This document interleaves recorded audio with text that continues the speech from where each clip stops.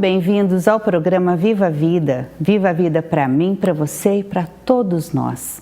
Seja muito bem-vindo, porque hoje nós vamos conversar sobre um assunto que interessa todo mundo que tem imóveis rurais ou urbanos. Nós vamos conversar sobre uso capião extrajudicial e também sobre desmembramento de imóveis, ou seja, quando você quer destacar um pedaço, quando você quer dividir o seu imóvel, urbano ou rural. Para isso, nós vamos conversar com a doutora Paola Macedo. Ela é oficial do Cartório de Registro de Imóveis de Taubaté e veio aqui distribuir todo o conhecimento que ela tem trazendo para nós essas informações, né? Com tanta boa vontade, uma graça de pessoa, uma fofa e que vai ser muito bem-vinda. Antes disso, eu vou conversar com a minha amiga Maria Quitéria Ortiz, ela é blogueira e personal stylist, e nós vamos conversar sobre esse look que nós vamos usar hoje, que vocês vão ver uma graça. Olá! Seja bem-vinda, meu amor. Tudo bem? E esse look aqui, nós estamos de parzinho de vaso, como dizem. Uma vitrine viva. Uma vitrine da Ecos. Uma estampa exclusiva. Linda, não, olha só. De longe pode até parecer um xadrez, mas não é. Não é xadrez, é um trevo, né? Da sorte. Agora, esse vestidinho eu achei muito gracinha. Gracioso, olha, né? gente, que coisinha mais gostosa. Um vestidinho, como diz a minha mãe, ligeirinho, que você pode pôr um chinelinho ou sofisticar ele com um salto. Eu coloquei um saltinho, até porque você é mais alta, a doutora Paola é altíssima. Falei, não vou colocar no vestido. Uma rasteirinha que eu vou ficar anãzinha. E eu acho que valoriza mais quando você coloca um salto, né? Isso, com Mas certeza, se você quiser ir para um churrasco e colocar um chinelinho, vai ficar bem. Vale a pena, olha, muito bonitinho, uma graça. E esse seu macacão tá lindo também, hein? Esse macacão aqui, também com a mesma estampa. E o tecido, se você observar, ele é um crepe que tem um pouco de stretch. É bem legal. Verdade. O seu vestido ele tem uma abertura frontal, que é uma tendência, e o macacão é uma tendência também. E eu queria só enfatizar que o macacão ele foi criado numa época para trabalho. Na época o macacão era usado para trabalho. Ele só veio a participar das passarelas. Sofisticando, né? Só veio as passarelas nos anos 60, né? Olha só. E ela é um primor, né, gente? Olha o cuidado que essa mulher tem de fazer aqui, se composer as duas com a mesma estampa em modelos diferentes. Obrigada, viu, meu amor? Eu que agradeço. Você obrigada. É uma linda, sempre bem-vinda. Muito obrigada. E agora eu vou conversar com a doutora Paola, vou chamá-la aqui. Doutora, muito obrigada por ter vindo. Prazer, por favor, foi meu. Sente-se. Prazer enorme estar aqui novamente. Olha, nós é que sentimos honrados com a sua presença, porque eu sei que a doutora Paola é assim, extremamente ocupada e veio com tanta boa vontade, tanto carinho, compartilhar conosco esse conhecimento sobre o registro de imóveis. Ela é oficial do registro de imóveis, do Cartório de Registro de Imóveis de Taubaté. Doutora, sobre a uso capião extrajudicial, que a gente já vai explicar que é aquela que as pessoas sabem que a gente faz uso capião no fórum, né? Judicial, lá com o juiz. Agora não precisa mais de juiz. Não, é isso. Agora de alguns anos para cá, né, em 2017 muito mais fortemente, porque a lei facilitou ainda mais, a uso capião pode ser feita diretamente no cartório de registro de imóveis.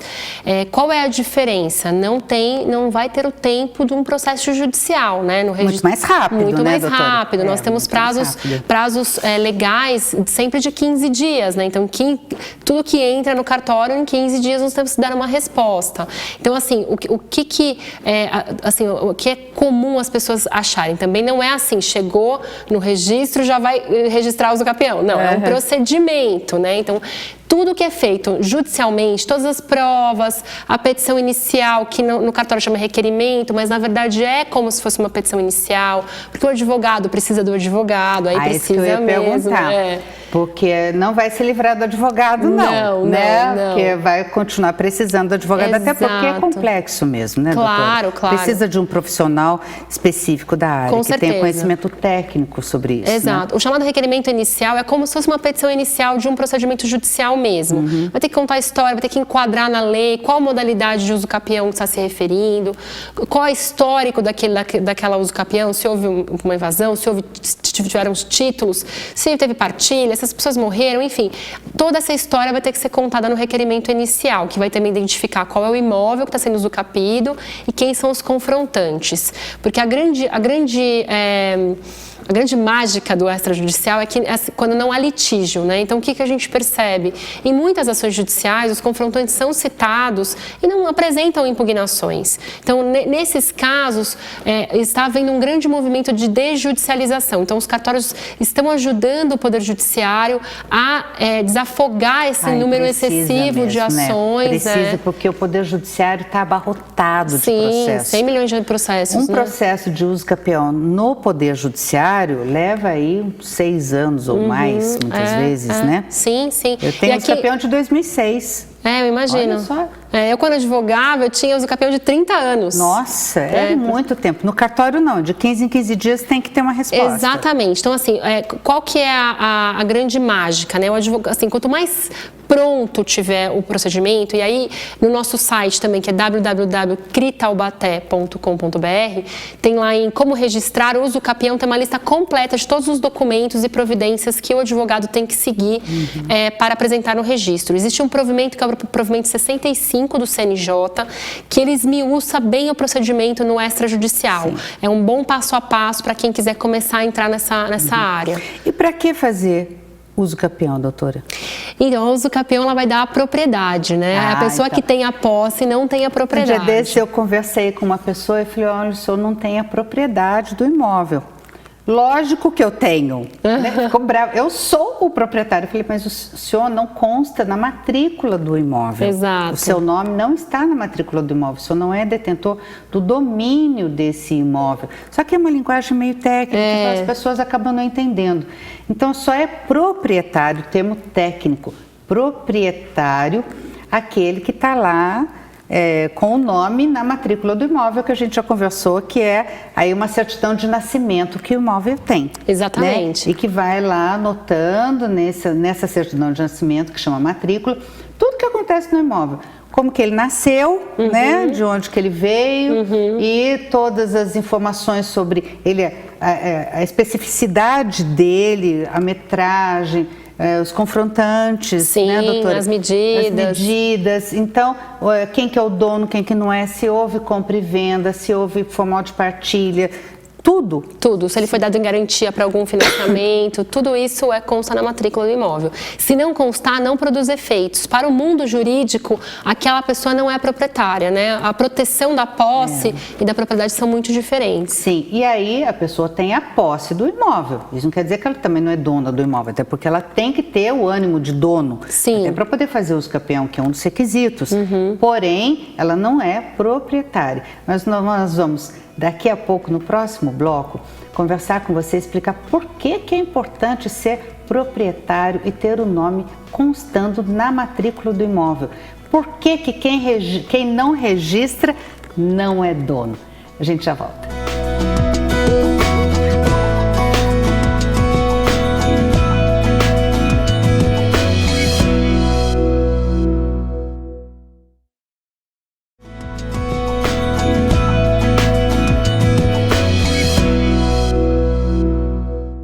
Estou conversando hoje com a doutora Paola Macedo. Ela é oficial do Cartório de Registro de Imóveis de Taubaté e hoje nós estamos conversando sobre uso capião extrajudicial e pretendemos ainda conversar sobre o desmembramento de imóveis.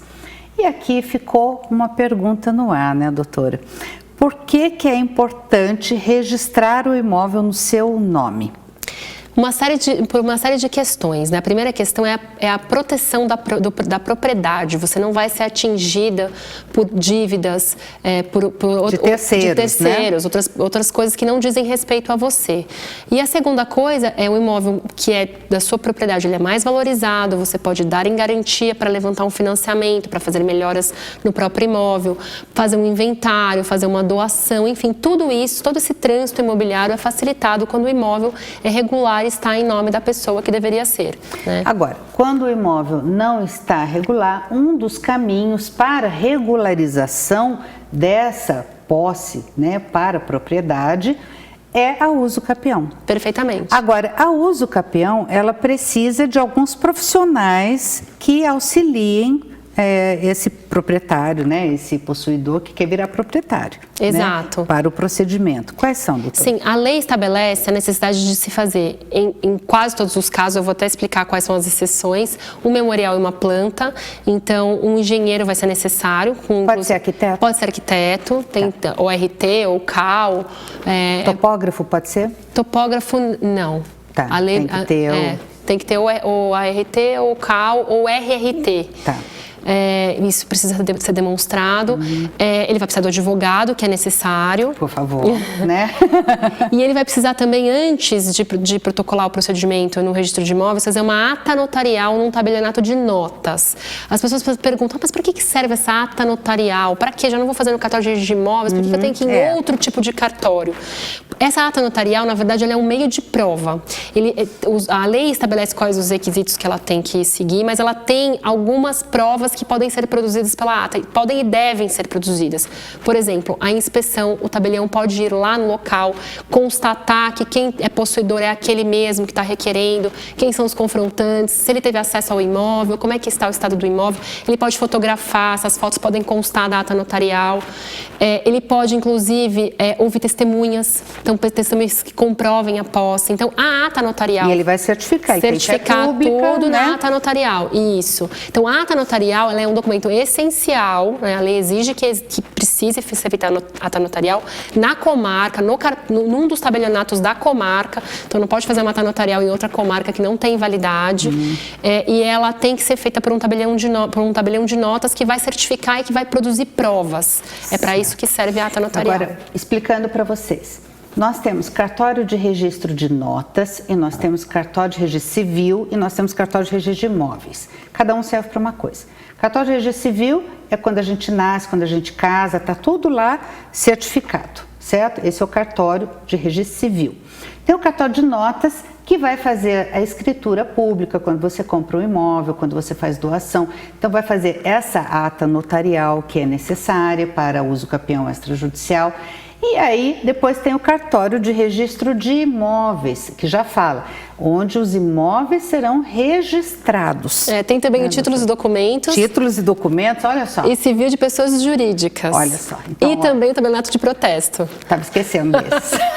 Muito obrigada, doutora. Então, nós temos vários cartórios. É que muitos são juntos, Sim, né? Sim, muitos. Aqui alguns são anexados, né? Em São Paulo, por exemplo, você vê tanto cada um por... O cartório de registro de imóveis de Taubaté é cartório de registro de imóveis e anexos. Isso, porque é títulos e documentos e civil de pessoas jurídicas. Isso mesmo. Então, só que é tudo junto.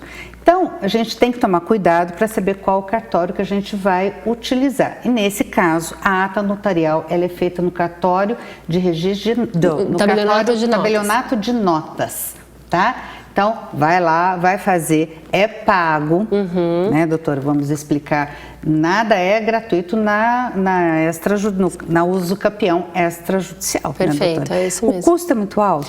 Não, o custo não é muito alto. No registro, a ata notarial vai ser o custo das notas. Eu não sou muito familiarizada com a tabela, mas não é nada muito fora, né, dos padrões. No registro, você vai pagar um ato de registro pelo procedimento e um ato de registro pelo registro que você já pagaria de qualquer forma. Quanto é isso? Então, isso é por faixa de imóveis. Então, depende do valor venal do imóvel. A gente coloca o valor venal numa tabela, é por faixas, né? Mas nós fizemos a conta para ver no judicial, um uso capião judicial, claro, sem assistência judiciária, sim, né? Particular. E no registro sai mais barato.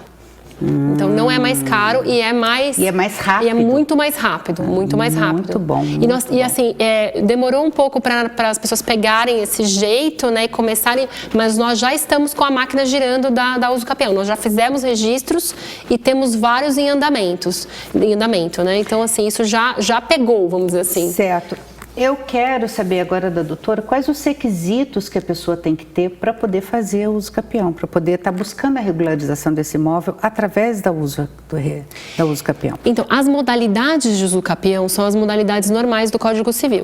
Então, você vai pensar em um uso capião extraordinária, se a pessoa é invasora, a pessoa invadiu o imóvel. Invadiu, não tem nada. Não tem nenhum documento, nem contratinho de gaveta, não tem nada. 15 ela anos. Pode fazer uso capião? Sim, 15 anos. O importante é que ela tenha como demonstrar essa posse, né? Então, como é que ela demonstra essa posse? Ela vai ter contas de consumo que ela pagou naquele endereço no nome dela. Olha, gente, importante guardar isso. Guardar. Contas de consumo. Então, coloquei a energia elétrica no meu nome, coloquei a conta de água no meu nome, eu recebo a geladeira nesse endereço, está no meu nome, tem nota fiscal no meu nome, eu construí, tem as notas fiscais de material de construção, recibo de pedreiro, está tudo no meu nome e nesse endereço. Exatamente. Então demonstra que eu estou ali há tantos anos. Seria assim, um documento por ano? É isso que a gente olha. A gente pede um documento por ano para ver a continuidade da posse, né? A lei exige a continuidade da posse. E nós vamos ver as certidões do distribuidor para ver se não tem nenhuma ação judicial que seja contra essa posse, né? Uma reintegração de posse ou alguma ação discutindo a propriedade desse imóvel. Então isso vai ser analisado. Nós vamos intimar todo mundo, todos os confrontantes, o proprietário tabular, que é o proprietário que consta na matrícula deste imóvel. Se não houver nenhuma impugnação, é possível fazer isso extrajudicialmente. Se houver impugnação e isso não for conciliado, porque a gente pode tentar uma conciliação no âmbito da uso capião extrajudicialmente, inclusive até em primeira mão a gente está lançando aqui, vou lançar essa informação. Olha só! Nós estamos nos preparando para sermos uma base de mediação e conciliação. A lei permite hoje, nós estamos preparando nossos escreventes para serem mediadores e conciliadores. Parabéns, doutora. Parabéns. Então, é possível uma conciliação, uma mediação dentro do procedimento. Agora, a história, só para a gente fechar o uso capião.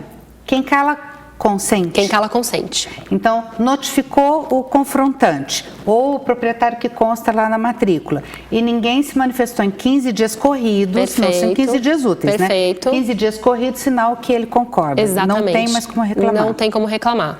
Certo. Vai haver um edital para chamar as pessoas, eventualmente, né, que se sintam prejudicadas em geral. As fazendas vão ser intimadas também, o município, o estado e a União. Não havendo nenhuma impugnação, ou se houver uma impugnação, ela for conciliada, nós podemos fazer diretamente, nós fazemos a nota fundamentada, que chama na lei, mas na verdade é como se fosse uma sentença com todos os fundamentos do deferimento da uso capião, e isso é registrado na matrícula do imóvel.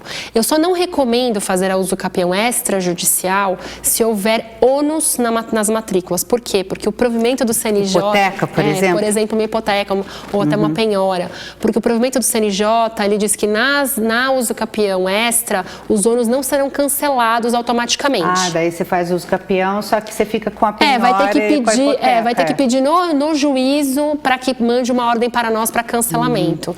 Até porque a gente fala que são ônus que acompanham o imóvel, né? O próprio terreno. Assim, na verdade isso é bem discutível, porque a uso capião, ela é uma aquisição originária. Sim. Então toda a doutrina, né, e nós fazemos isso com a uso capião judicial, então eu não vejo... Se está nascendo uma certidão nova, não trazer o ônus da certidão antiga. Mas o CNJ fez essa distinção. Mas é discutível, então tomar esse cuidado. Tomar esse cuidado.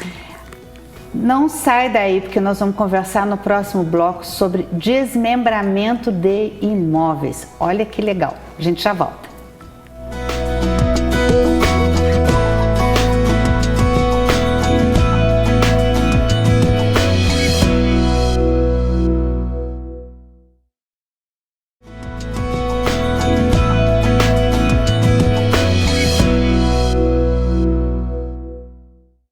Hoje eu estou conversando com a doutora Paola Macedo. Ela é oficial do Cartório de Registro de Imóveis de Taubaté.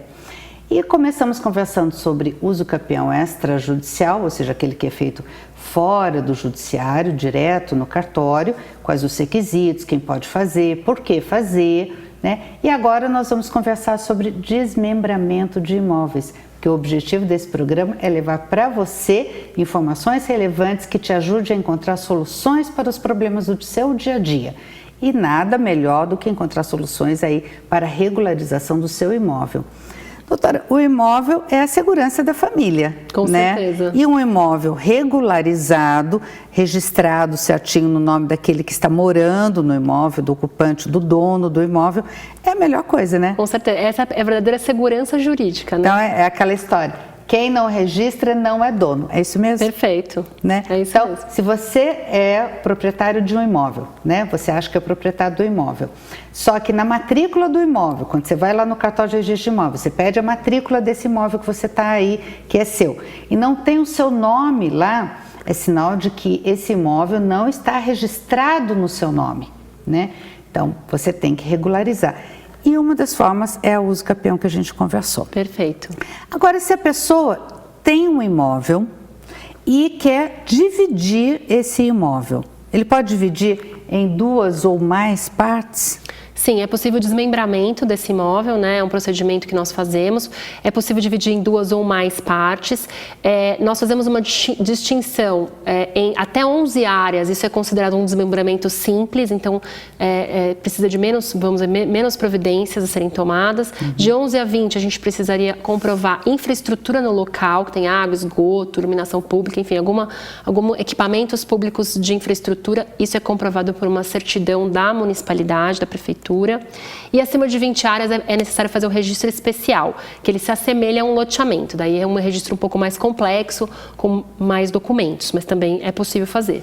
Doutora, mas como que a pessoa vai conseguir colocar ali a infraestrutura de água, luz, esgoto? É ela que tem que providenciar com o custo dela ou a prefeitura faz isso? Não, quando você quer parcelar uma gleba, né, o custo é do parcelador. Do parcelador. Do parcelador. Então, assim, por exemplo, eu quero fazer um empreendimento, eu tenho uma gleba grande, eu quero dividir ela em áreas. Certo. E qual que é o cuidado máximo? Se você começar a vender essas áreas sem a devida regularização, isso inclusive, pode ter implicações penais. É, né? Crime. Crime, né? Sim, tem que tomar cuidado. Tem que tomar muito cuidado. Então, assim, tem que se informar como vai dividir essa gleba. E aí, quando tem uma gleba bruta, sem infraestrutura, a obrigação é do parcelador. Tem que ter um projeto, a prefeitura tem que aprovar esse projeto, e aí tem que fazer o registro ou do loteamento ou do desmembramento. Depois que é aprovado na prefeitura, sim, aí é que vai para o cartório de registro de imóveis. Exato. Isso vale tanto para um desmembramento simples, em dois lotes, como um desmembramento especial ou um loteamento. Qual que é a diferença de desmembramento especial para loteamento? Sim. Quando há abertura de vias novas, nós chamamos de loteamento, a lei chama de loteamento. Quando não há abertura de novas vias, é um desmembramento especial, quando é acima de 20 glebas, né? E isso nós olhamos, inclusive, o histórico. Não dá para fazer, eu divido 2 aqui, espera um pouquinho, mais 4 ali, então a gente olha... Já tenta burlar, a gente olha o histórico. Então, já tenta burlar, fazer aos pouquinhos, exato, porque vão perceber e você vai ter que regularizar tudo isso. Exatamente. E pode ser até considerado um loteamento clandestino, sim, né? Sim, sim, clandestino. O Ministério Público está muito atento a isso, a Prefeitura também. Existem forças-tarefas, aliás, que até eu faço parte, para coibir esses novos parcelamentos irregulares, que isso é muito nocivo para a sociedade, porque isso, a cidade vai crescendo à margem da legislação, sem os requisitos. E isso nós estamos conversando aqui na área urbana. Sim. Tem a área urbana e tem a área de expansão urbana. Certo. Na área de expansão urbana, pode ser feito o loteamento? Sim, sim. O desmembramento? Pode ser feito, inclusive passando essa área de rural para urbana, né? Então, assim, no registro de imóveis já existe a característica desse imóvel, se ele é rural ou se ele é urbano. Se ele passou a ser urbano ou de expansão urbana, é possível que as pessoas troquem essa destinação do imóvel de rural para urbano. É necessário um documento do INCRA, um documento da prefeitura, cadastrando, descadastrando, e nós fazemos essa verbação na matrícula do imóvel, e aí ele passa a ser urbano. Aí ele pode fazer loteamento urbano, enfim, desmembramento da vida normal. E não necessariamente tem que estar na continuidade da zona urbana? Não, não necessariamente. Na verdade, isso é de acordo com o plano diretor. O plano diretor daquele município. Exatamente. Né? O plano diretor é que vai definir. Que vai definir quais as áreas são, inclusive, assim, o que é possível fazer em termos de tamanho de glebas. Então, né, dependendo do bairro, a gleba tem que ter 125, ou 128, ou 300. Essa é outra pergunta que todo mundo fala. tem lote inteiro e tem meio lote. A pessoa quer desmembrar o lote. Qual a metragem mínima para desmembramento? Pela Lei 6766, a metragem mínima é 125 metros quadrados. Ah, tá. Mas o plano diretor, ele pode ser mais rigoroso que isso, e muitas vezes ele é. E de Taubaté? Em alguns bairros, sim, precisa olhar o bairro. Então, a prefeitura que consegue dar essa informação. De qualquer forma, tem que se levar o projeto desse desmembramento na prefeitura para aprovação. Faz com o engenheiro, mapa, memorial descritivo dos dois imóveis. Dos dois imóveis desmembrados. Leva-se a aprovação na prefeitura e depois traz para o cartório. A prefeitura tem que aprovar isso. Tem que aprovar isso. E aí ela vai ver essa metragem mínima. Ela vai emitir uma certidão. Ou ela pode aprovar no próprio memorial descritivo. E aí leva isso para o cartório de registro. Exatamente. Aí vai nascer uma matrícula para cada imóvel? Vai encerrar aquela matrícula única e vão nascer quantas matrículas forem o número de áreas mais desmembradas. didático, né? Tem a matrícula mãe, e depois nasce um monte de matrícula filhotinha. Exatamente. Ou nascem duas matrículas se for um imóvel que foi dividido.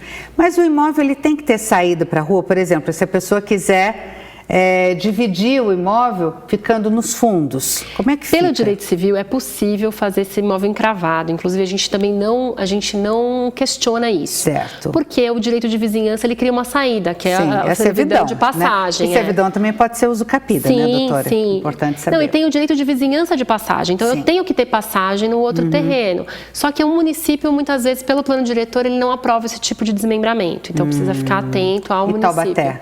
Taubaté geralmente não aprova. Só em casos muito excepcionais, Imóvel rural, doutora, como é que faz para desmembrar? É possível desmembramento também. Precisa sempre observar a fração mínima de parcelamento, que aqui em Taubaté são 20 mil metros quadrados. Então não pode ter imóveis menores do que esse. O imóvel rural, toda vez que a gente vai trabalhar com imóvel rural, é sempre necessário o CCIR, que é o cadastro no INCRA. Todo ano ele tem que ser quitado. Precisa apresentar a CND, que é a certidão negativa de tributos do ITR, também tributos federais do ITR, dos últimos 5 anos, ou uma certidão que daí já supre isso. O DIAC, o DIACT, que é um documento fiscal do imóvel, que é onde vai estar o valor da terra nua, se há benfeitorias, enfim, para a gente saber o valor. É como se fosse um imposto de renda do imóvel rural. O ITR. A gente chama DIAT, o documento chama DIAC e DIAT, né? É um documento fiscal também. Então, isso é necessário apresentar. Tem que se observar o CAR, que é muito importante. O CAR é assim, todo imóvel, por lei, pelo Código Florestal, ele tem, aqui no estado de São Paulo, ele tem que ter 20% de reserva legal. O que é isso? É 20% de mata nativa preservada. Antigamente havia necessidade de averbar essa descrição dessas reservas nos registros de imóveis. Hoje em dia existe o Cadastro Ambiental Rural. Então, essa informação vai para o cadastro, que é um órgão ligado ao Ministério da Agricultura e ao INCRA. Então, hoje nós apenas averbamos o número do CAR, ou seja, o número dessa inscrição, a descrição da reserva legal, a aprovação pelos órgãos ambientais, tudo isso será feito por meio desse cadastro já integrado com o INCRA. Mas a gente exige essa comprovação desse cadastramento no CAR, né? E, enfim, existe uma série de documentos que a gente vai analisar. Precisa do GEL, depende do tamanho do imóvel. Então, se forem imóveis acima de 100 hectares, vai precisar do georreferenciamento, que é uma descrição mais Mas apurada. É possível, né, doutora? Sim, e é uma sempre forma de regularizar o imóvel também, né? Com certeza. É até interessante quando já tem vários condôminos. Eu queria até conversar com a doutora sobre os loteamentos clandestinos na área rural. Sim. Que são indevidos, né, doutora? Com certeza, são indevidos e o Ministério Público está atento a isso. E na área rural não pode desmembrar em lotes pequenininhos, não. né? Isso está irregular, você pode estar comprando gato por lebre. Com certeza. Né? Tem que ter metragem mínima, que em Taubaté 20 mil metros quadrados. Isso é quase um alqueire, gente. Então, aqueles lotezinhos de 1.000, 2.000 metros na área rural, isso não existe. Exato. Tá? Aquele contratinho de gaveta, depois não consegue colocar energia elétrica, não consegue regularizar, não consegue nada. Então, muito cuidado. E sempre consulte um advogado, né, doutora? Sim, e o cartório de registro de imóveis também. E o cartório de registro de imóveis. Gente, conversei hoje com a doutora Paola Macedo, ela é oficial do cartório de registro de imóveis de Taubaté e compartilhou conosco aqui um pouquinho do conhecimento que ela tem, mas que foi suficiente para tirar as principais dúvidas que todos nós temos na hora de regularizar um imóvel, passá-lo para o nosso nome, quando a gente só tem posse, através da uso capião, do desmembramento, a regularização fundiária. Olha, conversamos sobre um monte de coisa, nós estamos já no 2º programa, espero que você tenha gostado e que você possa levar isso para a sua vida. Doutora, muito obrigada mais uma vez, viu? Espero conseguir trazê-la para cá em outras oportunidades. Será um prazer. Para a gente continuar esse papo. Muito obrigada a todos vocês, fiquem com Deus. Um grande beijo, pessoal da Verso Cabeleireiros ali de Tremembé, responsável pelo nosso cabelo e maquiagem, e a Ecos, que fica ali no Shopping Taubaté, que cuidou do nosso look hoje. Beijo no coração, fiquem com Deus, até semana que vem.